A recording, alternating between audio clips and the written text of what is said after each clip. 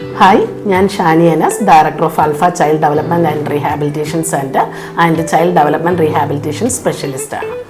അൽഫയിലെത്തുന്ന പല മാതാപിതാക്കളും വളരെ വിഷമത്തോടെ നമ്മളെ സമീപിച്ചുകൊണ്ട് എപ്പോഴും പറയുന്ന ഒരു പരാതിയാണ് കുഞ്ഞുങ്ങളിൽ കാണപ്പെടുന്ന അമിത വികൃതി.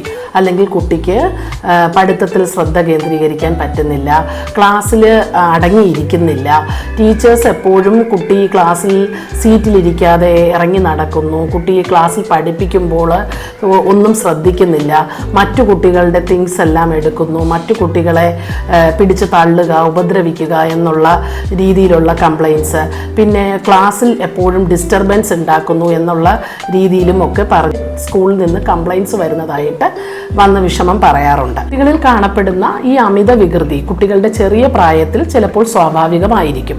കുട്ടികൾ വീട്ടിലും സ്കൂളിലും ഇങ്ങനെയുള്ള ശ്രദ്ധ കേന്ദ്രീകരിക്കാനുള്ള ബുദ്ധിമുട്ട്, അടങ്ങിയിരിക്കാനുള്ള ബുദ്ധിമുട്ട് എന്നിവ കാണിക്കുകയാണെങ്കിൽ അത് കുഞ്ഞിൻ്റെ ഒരു നോട്ടി ബിഹേവിയർ ആയിട്ട് കണക്കാക്കാതെ അത് 6 മാസത്തിൽ കൂടുതൽ കൺസിസ്റ്റൻ്റ് ആയിട്ട് സ്കൂളിലും വീട്ടിലും ഈ അമിത വികൃതി കാണിക്കുകയാണെങ്കിൽ അത് attention deficit hyperactive disorder ആണോ കുഞ്ഞിനുള്ളത് എന്നത് റൂൾ ഔട്ട് ചെയ്യേണ്ടത് വളരെ അത്യാവശ്യമാണ്.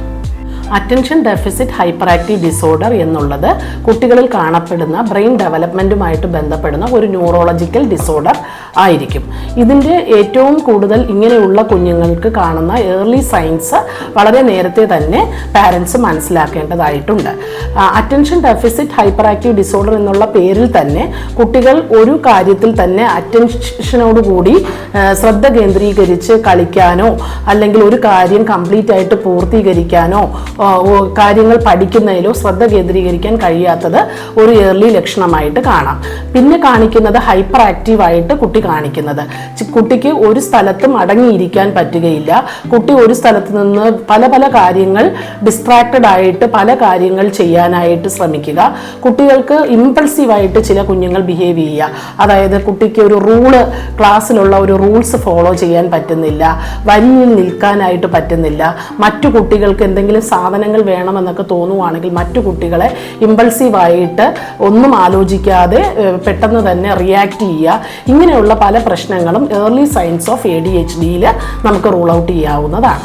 കുട്ടികളുടെ ഈ അമിതമായിട്ടുള്ള വികൃതികൾ പലപ്പോഴും പാരൻസ് ഇഗ്നോർ ചെയ്യുകയാണ് ചെയ്യുന്നത്. പലപ്പോഴും കുട്ടി കാണിക്കുന്ന ഒരു നോട്ടി ബിഹേവിയർ അല്ലെങ്കിൽ കുട്ടി കാണിക്കുന്ന ഒരു സ്റ്റബേൺനെസ് അല്ലെങ്കിൽ കുട്ടിയുടെ ചില ബിഹേവിയറൽ പ്രശ്നങ്ങളായിട്ട് ഇതിനെ ചില പാരൻസ് ഇഗ്നോർ ചെയ്യുന്നതായിട്ട് കാണാം.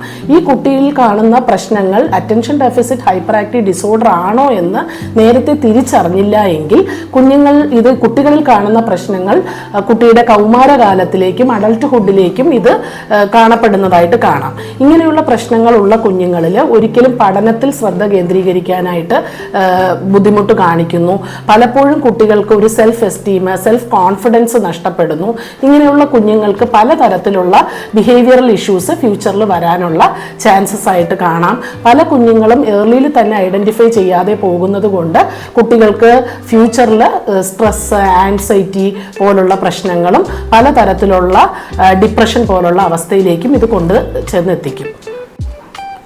Attention deficit hyperactive disorder എന്നുള്ള ന്യൂറോളജിക്കൽ ഡിസോർഡർ ഉണ്ടാകാനുള്ള പ്രധാനപ്പെട്ട കാരണങ്ങളിലേക്ക് നോക്കുകയാണെങ്കിൽ പലതും ജനിതകപരമായിട്ടുള്ള കാരണങ്ങൾ, ബയോളജിക്കൽ കാരണങ്ങൾ, എൻവയോൺമെൻറ്റൽ ഫാക്ടേഴ്സ് ഇതിനെല്ലാം ഡിപ്പെൻഡ് ചെയ്തിരിക്കും. പലപ്പോഴും ഒരു കുട്ടിയുടെ പാരൻസ് ADHD ഉള്ള പാരൻസ് ആണെങ്കിൽ കുട്ടിക്കും ഇത് വരാനുള്ള ചാൻസസ് ജനിതകപരമായിട്ട് കാണാം. അതുപോലെ തന്നെ പലപ്പോഴും കുട്ടികളുടെ ബയോളജിക്കൽ കാരണങ്ങളിൽ പെടുന്നതാണ് ഒരു കുഞ്ഞിൻ്റെ ജനനവുമായി ബന്ധപ്പെട്ട കാരണങ്ങൾ. പ്രഗ്നൻസി ടൈമിൽ അമ്മയ്ക്കുണ്ടാകുന്ന ചില പ്രശ്നങ്ങൾ, പ്രിമച്ചുറായിട്ട് കുഞ്ഞ് ജനിക്കുന്നത്, മാസം തികയാതെയുള്ള പ്രസവം, കുട്ടിയുടെ ജനനത്തിലെ തൂക്കക്കുറവ്, കുഞ്ഞുങ്ങളുടെ അമ്മ പ്രഗ്നൻസി ടൈമിൽ സ്ട്രെസ്ഫുൾ ആയിട്ടുള്ള പ്രഗ്നൻസി പീരീഡ് ഫേസ് ചെയ്യുന്നത്, അതുപോലെ അമ്മ പ്രഗ്നൻസി ടൈമിലുള്ള അമിത മദ്യപാനം, പുകവലി, ഇതൊക്കെ ADHD ആസ്പെക്റ്റിൻ്റെ ബയോളജിക്കൽ ഫാക്ടേഴ്സിൽ നമുക്ക് ഉൾപ്പെടുത്താം. അതുപോലെ തന്നെ എൻവയോൺമെൻറ്റൽ ഫാക്ടേഴ്സിൻ്റെ അകത്തായിട്ട് ഒരുപാട് കാരണങ്ങൾ, ഇപ്പോഴുള്ള പലതരത്തിലുള്ള ലൈഫ് സ്റ്റൈൽ ആയിട്ടുള്ള കാരണങ്ങൾ, കുട്ടികളിൽ കാണപ്പെടുന്ന അമിത സ്ക്രീൻ ഉപയോഗം, അതായത് അടച്ചിട്ട റൂമുകളിൽ കുഞ്ഞുങ്ങൾ എപ്പോഴും ഇപ്പോഴത്തെ ഒരു ജീവിത സാഹചര്യത്തിൽ കുഞ്ഞുങ്ങൾ ഒരുപാട് ഫിസിക്കൽ ഫിസിക്കൽ പ്ലേ ഒന്നുമില്ലാതെ കുട്ടികൾക്ക് അമിതമായിട്ടുള്ള സ്ക്രീനിൻ്റെ ഉപയോഗം, അതുപോലെ തന്നെ കുഞ്ഞുങ്ങളുടെ ഭക്ഷണ രീതികൾ, ഒരുപാട് എനർജി കണ്ടന്റ് ഉള്ള ഫുഡുകൾ, പഞ്ചസാര കൂടുതൽ അടങ്ങിയ ഫുഡ് കഴിക്കുന്നത്, അതായത് ചോക്ലേറ്റ്സ്, ഐസ്ക്രീം, ലെയ്സ്, കുർക്കുറെ പോലുള്ള എനർജി കണ്ടന്റ് കൂടുതലുള്ള ഫുഡുകളൊക്കെ കഴിക്കുന്നത്, ഇതെല്ലാം കുട്ടികളുടെ ലൈഫ് സ്റ്റൈലുമായിട്ട് ബന്ധപ്പെട്ടും ഈ കുട്ടികൾക്ക് അറ്റൻഷൻ ഡെഫിസിറ്റ് ആയിട്ടുള്ള ഹൈപ്പർ ആക്റ്റീവ് ഡിസോർഡർ വരാനുള്ള കാരണങ്ങളിൽ നമുക്ക് പെടുത്താവുന്നതാണ്.